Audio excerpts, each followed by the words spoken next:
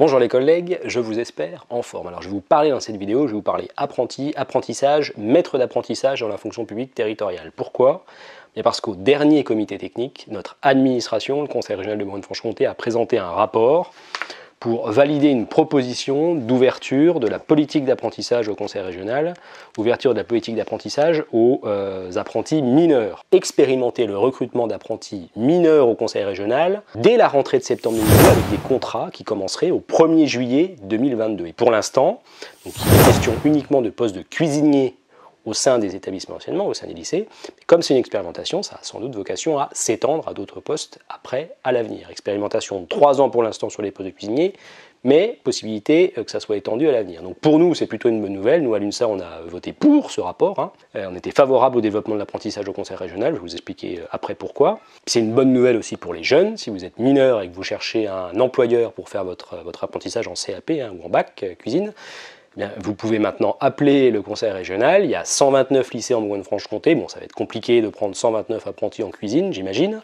Mais notre collectivité, le conseil régional de Bourgogne-Franche-Comté, doit prendre sa part. C'est bien, pour le coup, que les élus du conseil régional prennent leur part, décident que notre collectivité prenne sa part, que les élus du conseil régional déverrouillent le système, allègent le système, facilitent l'apprentissage au conseil régional et permettent aux jeunes de notre région, aux jeunes locaux, de faire leur apprentissage dans un service restauration du conseil régional. Et puis aussi, c'est bien, je le dis, que les élus offrent la possibilité aux agents qui le souhaitent de devenir maîtres d'apprentissage. Et alors justement, je vous en parle dans cette vidéo. Déjà peut-être vous dire, pour commencer, qu'on était quand même assez timide, pour vous donner une idée, assez timide au conseil régional sur l'apprentissage, parce que oui, actuellement, il y a seulement 22 apprentis à la région, sur tout le conseil régional, donc sur 4200, 4300 agents, dont 3000 dans les lycées, seulement 22 apprentis, donc c'est pas excessif, bon, on pourrait être plutôt positif en disant que ça progresse, puisqu'on a eu la présentation du bilan social 2021 qui montre qu'on est passé de 9 contrats d'apprentissage en 2020 à 22 en 2021, donc on est en progression. Gardons dans l'idée qu'avec cette ouverture aux mineurs de l'apprentissage,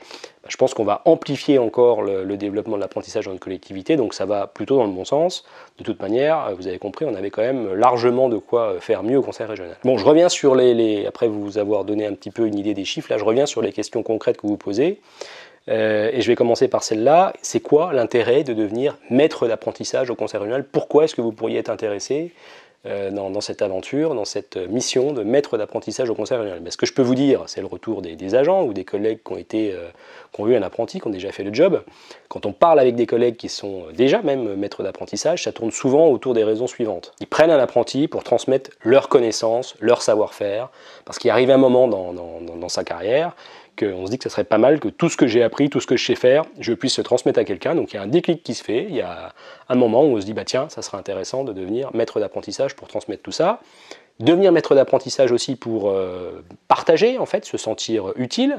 Ça peut arriver que sur son poste, il y a une perte de sens, et donc devenir maître d'apprentissage, ça permet de redonner du sens à son activité professionnelle, ça permet de développer une nouvelle compétence, parce que transmettre son savoir, c'est aussi acquérir une nouvelle compétence.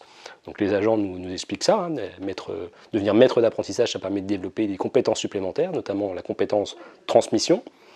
Devenir maître d'apprentissage, c'est être aussi confronté à un regard neuf, évidemment, un regard neuf de l'apprenti sur son métier, puis sur ce qu'on fait, et puis aussi un regard neuf, et peut-être critique, mais il y a des critiques positives, avec les enseignants qui sont chargés de suivre ce jeune en apprentissage, et avec qui le maître d'apprentissage sera en contact, donc un regard neuf qui nous est utile dans notre activité. Et puis aussi, ça peut permettre aux collègues qui s'engagent pour être responsable d'un apprenti, de prendre du recul finalement vis-à-vis de son activité quotidienne, et peut-être de s'engager professionnellement plus encore dans la formation, dans une deuxième partie de carrière. Si on y prend goût à transmettre son savoir, on peut s'engager dans une deuxième partie de carrière, dans une évolution professionnelle sur de la formation, donc c'est du positif. Donc si vous reconnaissez dans ces quelques raisons que je vous ai évoquées, qui sont issues du terrain, dans ces motivations, c'est le moment de contacter la hiérarchie, votre hiérarchie dans l'établissement, pour faire acte de candidature, pour ne pas rater le coche et devenir maître d'un apprenti dès le 1er juillet 2022 avec l'objectif que ça se mette en place au 1er septembre 2022.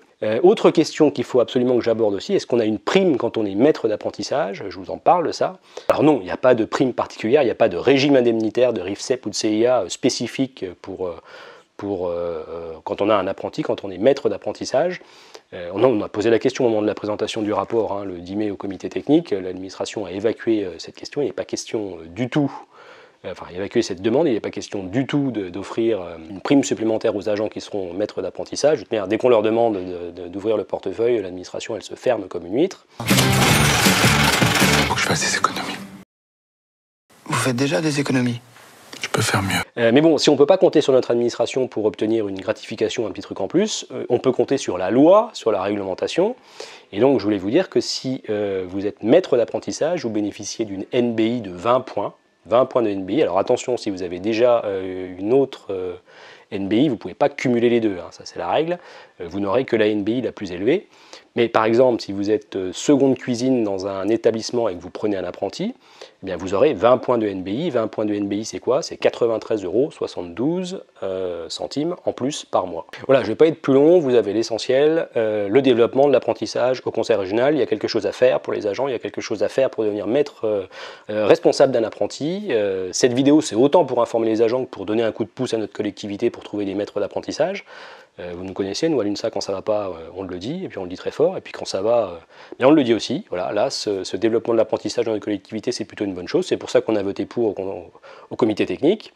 Donc je dis aux collègues qui sont en cuisine, engagez-vous pour, dans ce dispositif qui est mis en place par le conseil régional, par notre administration, engagez-vous pour transmettre votre savoir, vos compétences, vos valeurs professionnelles à des jeunes, nos valeurs professionnelles, en fait, au conseil régional, à des jeunes, en contrat d'apprentissage, en CAP cuisine ou en bac pro cuisine. C'est pour la rentrée prochaine, et puis c'est 20 points de NBI supplémentaires pour vous. Allez, j'arrête là pour cette fois, j'espère ne pas avoir été trop long, j'espère vous avoir donné l'essentiel. Pouce bleu si vous avez aimé cette vidéo, et puis abonnez-vous pour ne pas rater les prochaines publications. A bientôt!